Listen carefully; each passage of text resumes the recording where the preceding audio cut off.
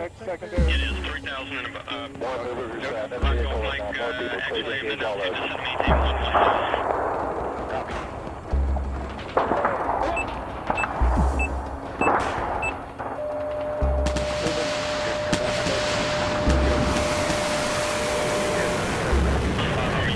110. Copy. Hi. Oh, hello. Secondary. All right, so tell me a little bit about this game. What exactly is active aggression? Where is this coming from? This seems like just something so new and so unique. What exactly is active aggression? We made Act of War in 2000. It was in 2005. And Act of War was when we made Act of War at the time, we were like huge fans of generals, CNC generals. And we wanted to make our RTS, you know, like it was kind of a tribute to CNC generals, and we had a lot of fun making this game. Right. And you know, when we're making rules, you know, like making the Wargame series and stuff like this, we were still continue playing Wargame, not Wargame Act of War, and then we.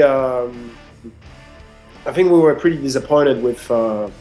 We were expecting a lot from CNC Generals too, and then it came to be like sort of a free-to-play game, so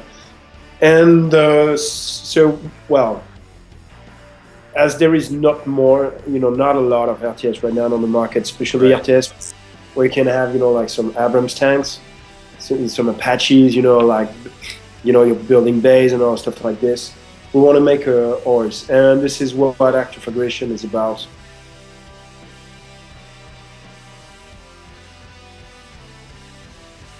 We've got like more than 20 buildings for each faction, more than 20, and probably something like 30 upgrades, you know, research. So when you play a faction, the cool thing is, for example, for the a unit that everybody knows, you know, you can produce the Abrams, but you can also upgrade it with the Tusk One, which improves the armor, but also add a cannon on the top, which make it a powerful unit. Well, not a very powerful, but still powerful against helicopters.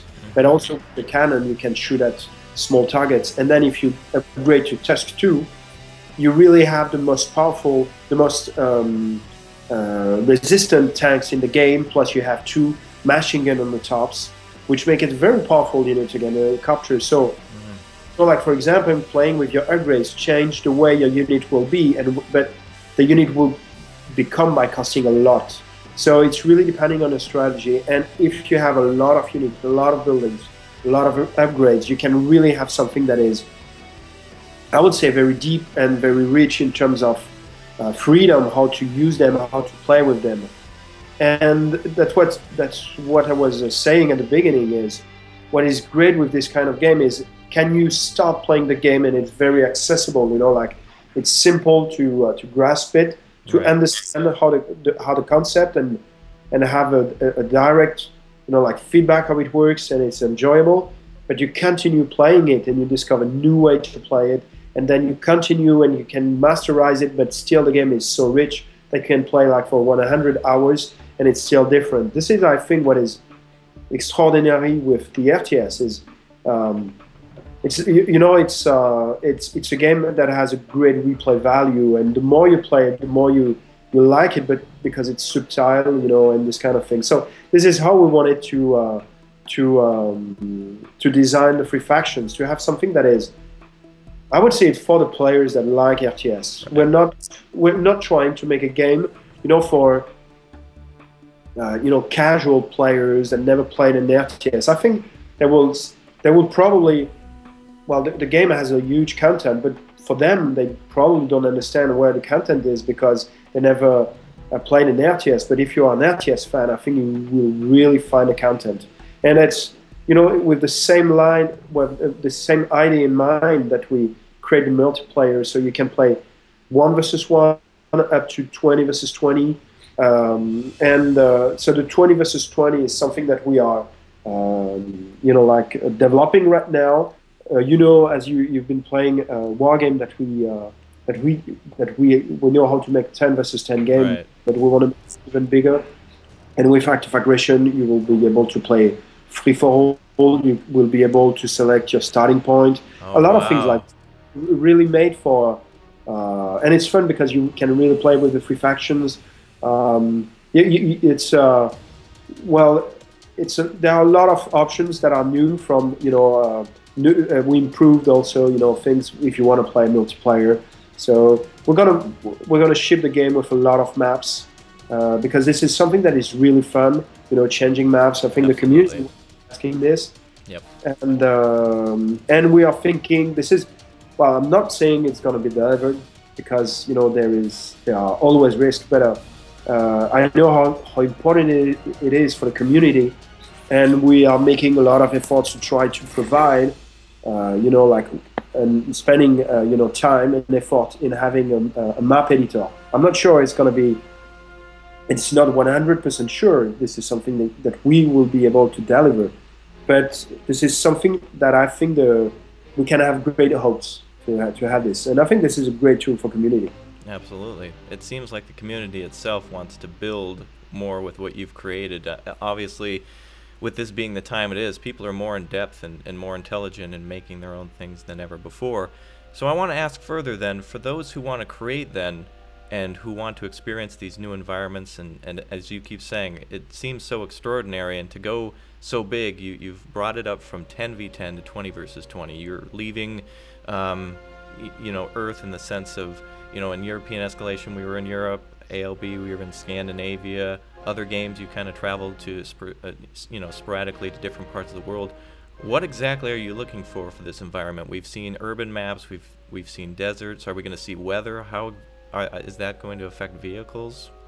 Yes, well, not the weather, because this is not something that we still have explored. Maybe it could be interesting. We're going to have some maps that are going to be played on during the night and other ones during the day. So when you play during the night, it's more about the how do you see the scenery that change, because I would say it's when it's pure day, like pure light, it's very easy to see the different houses. And in this game, you can take any you can put your infantry into the buildings, fight. Taking advantage of the buildings and things like this, and when you play on the map, sorry, that is happening during the night, it changes a little bit the way you play with the game. In terms of scenery, we have maps that are taking place in the US. What we call the US setting with US. Urban, with small US small US houses, okay. Some medium condominium and stuff like this. We have also Europe, we have China, and we have what is the last one? Yeah, we have Mexico, because Mexico is more small houses. So in terms of urban scenery or more deserts, it's a little bit different. It's not something. It has to be, it has to fit to the main gameplay. So if it's too small, it's not very interesting. Neither if it's too big. But we have this scale with this, and it's nice to have differences. Yeah, I think in terms of environment, it changes. It's pretty, and it's nice because you can destroy everything. And we put a lot of effort into the destructions and stuff like this, destroying the buildings. So I think it's going to be eye candy. As you right. For an RTS player, you like when you can bomb everything, when you have like nice explosion, when you have the feeling, the pacing. It has to be a little bit more epic. Right. It has to be epic. You want to, like, everything is exploding from everywhere. What we have regarding the maps, we still have not as big as Wargame, because the map on Wargame was, I think, very, very big, because we wanted the game to be more, like tactical, but in a sense where you use the roads and stuff like this. Mm-hmm. And the map was very big. But still, the map in active aggression are big enough, and using the road is something that is definitely important to deal with. All the you know, when you grab the resources, you need at the beginning of like let's say a skirmish map or multiple map, you start. So you have to find where the resources are using a resources scout, and the resources are not, you know, like spread on the map all the time the same. So you depend when you start a map, you have to decide where the resources are, and normally, you will always find some resources close to your map, enough to start building your base. Right. But after this, you have to find where the other spots are. And what is interesting with this is your scout vehicle will use the road in order to go to go faster, and then you find a good spot, and you will create a refinery, or you know, this building that will allow you to harvest the resources. Right. And the thing is, which is different in this game from other RTS, is depending on the resource that you are harvesting. For example, if you harvest petroleum, it will be transferred into dollars when it comes to your HQ. So as soon as you get the dollars, you can use it anywhere on the map. So this is classical. Right. RTS is using this way. So if you have like, for example, a factory wherever on the map, you can use, you know, the dollars.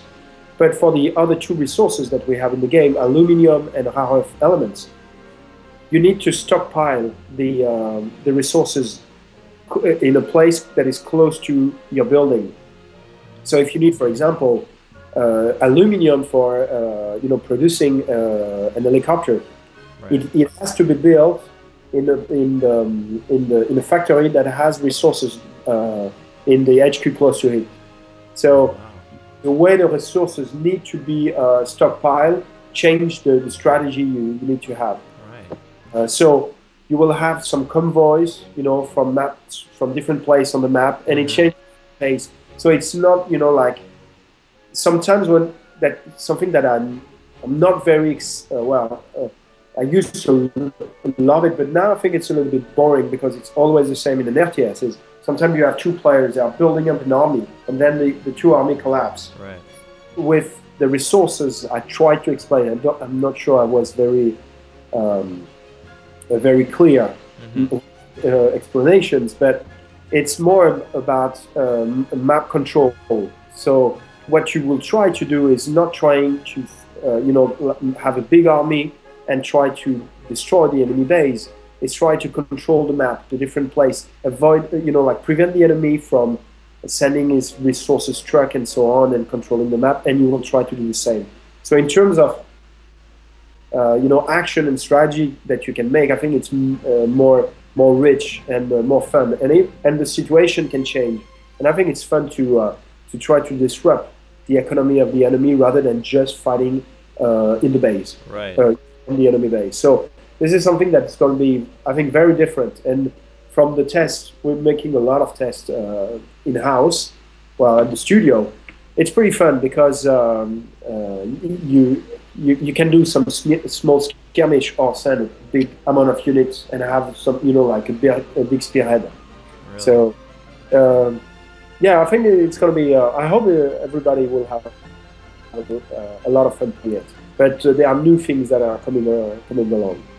So it seems then that, I mean, we talk about replayability, which I think might not be a factor anymore, as every time is so different. It's a new experience. How can you replay the same experience over and over again? So as a fan, I'm pretty satisfied with the fact that, you know, maps will change, you can adjust everything, there's new settings, which means that, you know, there's always a new and different way to do things. So speaking of that, I think one thing too that the community also made mention of is that, you know, currently there's that war game learning program going on, and some of these games, you know, one of the major factors for people not playing an RTS game is because they think they can't do it. They watch people that they like do it all the time. I know that's a factor for me with games like StarCraft. There's so much going on.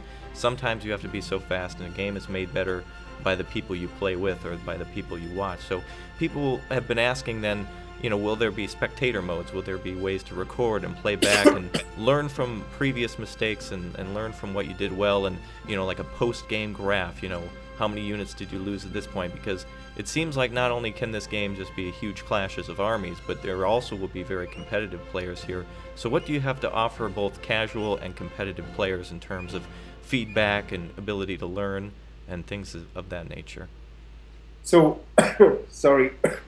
So we'll have the replay mode, of course, which I think is a great tool to learn and understand. And we are implementing the observer mode. So when you play, when you create a map, when you create a session, you can, if you are the host, you can allow or not observer to join the game. So for a replay, well, for a learning program, it's really simple to I would say to say, okay, come into this game. We're going to talk all together, and everybody is able to see the what's happening. I think also what we're going to do is improve, the feedbacks we have in the game to make it more easy for the players to come. And my feeling is with a game such as Act of Aggression, the amount of skill, well, you would not need necessary, very fast clicks and stuff like this to play well. You need to understand the faction. I think with the replays and the observer mode and see how the different players use different tactics, because what I was saying at the beginning, if there are so many tactics in the game, which means the game is very rich, I think it's going to be a great asset for the players, because replayability, having the possibility to remain creative even after a large number of hours spent on the game, has a great value. But if everything is shared with all the community, I think it's going to be great. I completely agree. It's going to be the main two elements, like replay and observer mode.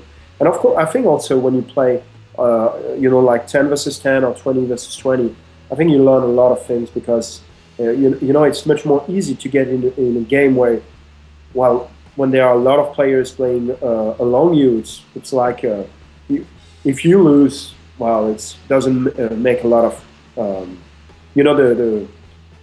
it's more something that is two big teams that are fighting all together, and you can see how players are playing, and you can play, like along the other ones without having so many, responsibility for you. And the better you are at playing it, the more responsibility you can take. So I would say this is something that is pretty easy to get into. So then, to elaborate on post gameplay, what about during gameplay? How will players communicate? Are there more options other than just 2-all and 2-team? Is there markers? Is there voice comms? What else is coming to help the players to dominate on the battlefield? So what you can do at the beginning, like I was saying, is to select your starting points. Which allows you, when if you've got a team, to say, okay, on this map, you will be on my left, I will be in the middle, and so on, etc., etc. So at the very beginning of the game, and then when you start, you will have, the classical markers, as we have in war games. So you can directly put flags, attack, defend, like help me, or put directly your message in game. As the game is playable on Steam, you have all the you can use your the voice on Steam directly. We've got the in-game chatting and stuff like this. So I think in terms of communication, it should be more than enough. But I don't know if there is something more that should be added. Good. So you're keeping with what worked from the past, so I'm happy to hear about that. I'm sure others will be as well. Then, just to elaborate then on, as you were saying, there's clear elements of Steam that really help out players. You can invite people from the group. You can obviously invite to join and such like that. What about, for example, then obviously the Steam Workshop is getting big, and you'd mentioned players making maps. What else could the players exactly share with each other on the Steam Workshop if that was to become a reality? Well, I think the first step should be the map editor. And having, since Act of War, so it's a long time ago now, we on Act of War, I think when the game was released, we released it with a map editor, and then we released it with a script editor. So it's been a very long time ago since we were not able to deliver to the community, tools for creating content. Right. So the first thing we want to do is deliver the map editor.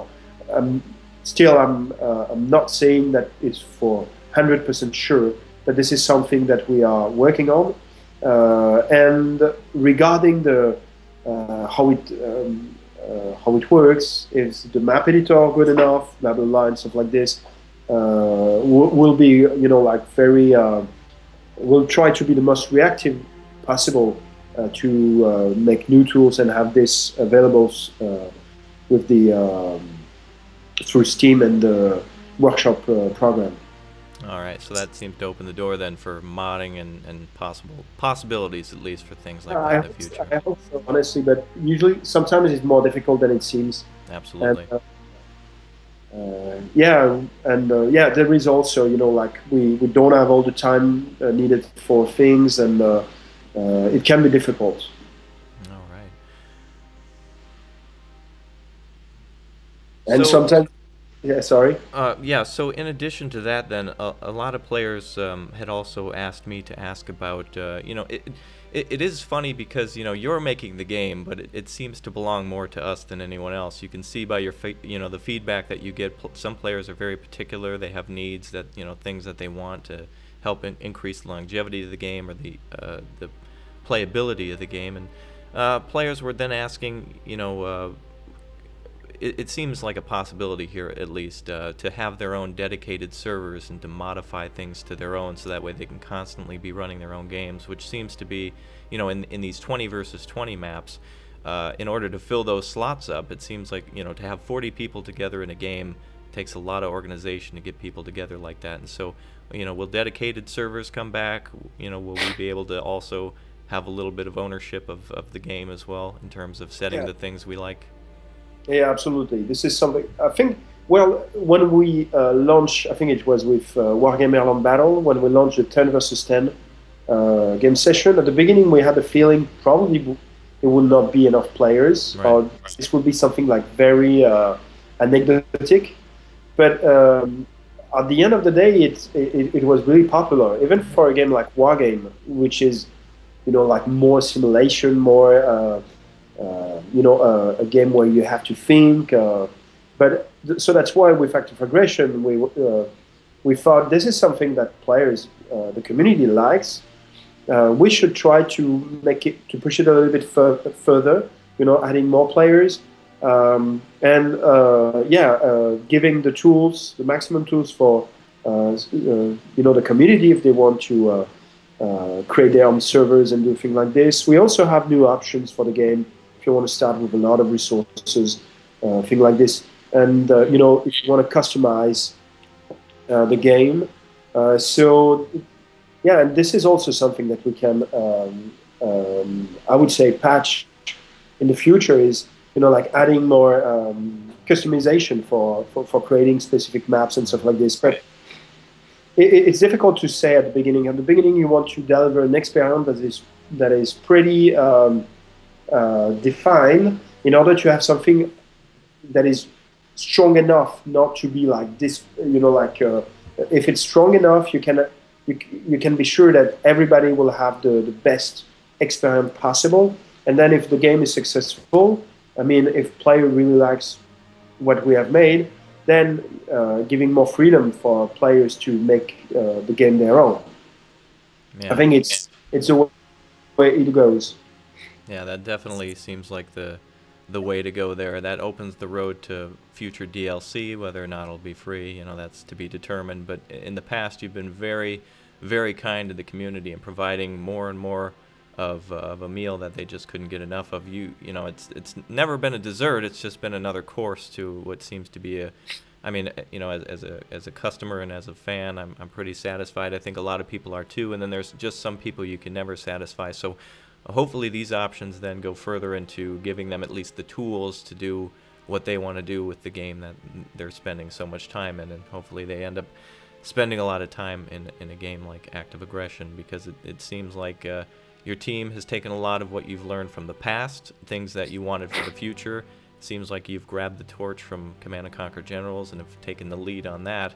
So then now that seems very... There's a lot of pressure there. So what exactly are you hoping to see then when release day comes?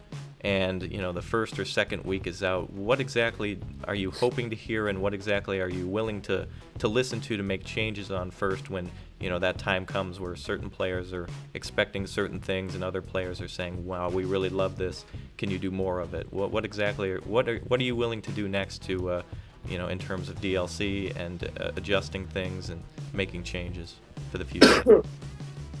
So I think the first thing we're going to do is, you know, having an open beta, because you know, the open beta, like we've done with Wargame, where the game is not, you know, it's not the release date, but players that I would say like this kind of game very much, those, and they are okay to help, you know, developing the game, starting playing it, you know, like tuning a game in an RTS game is a lot of work, so it needs a lot of testing time. So having the community starting, you know, like helping us tuning the game, but also improving the stability with the network, which is, I think, something very important. When you buy a game, when you want to play it, you don't want to be afraid of, oh, maybe my game station is gonna stall or collapse. It has to be something very sure. You play it, you know that you can play 10 times, and nothing crash. Everything is very stable. Everything is well tuned.